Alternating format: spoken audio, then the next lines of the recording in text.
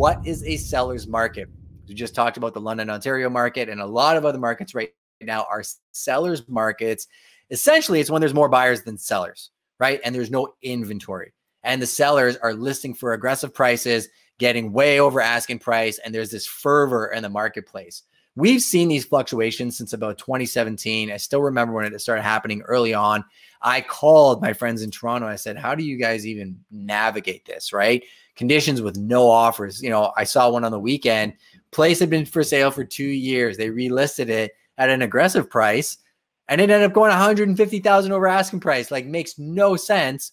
But that's what can happen in a seller's market, is that fervor puts people in an emotional state. The sellers kind of have all the cards and are sitting back and then making decisions based on the fact that, you know, they're reading things in the news. Now, what can go wrong in a seller's market is sellers can read the news too much and think this is happening every single day and say, you know, I'm expecting to get 200 over.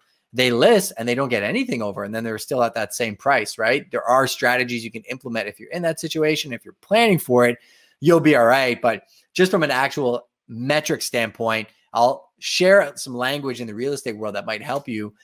And that is months of inventory. So it's a metric we look at on a regular basis. And months of inventory in the real estate industry essentially means if there were no more houses listed today, based on the amount of sales that are happening, how long would it take before there's no more houses available? And currently, I think we're sitting at about 1.7 months of inventory. Go back about 6 months in our market, we were less than a month, meaning there were way more sales happening than listings coming to market. But as you can see, that months of inventory increasing, it shows that we're leaning more towards a bit of a not balanced market, but skewing less on the seller's market type of things and doing deals with buyers. So, you know, if I was going to extrapolate a seller's market, just keep it very, very simple. Way more buyers than there are sellers in the marketplace, way less houses than needed. So when a house comes up, there's a lot of people looking for it.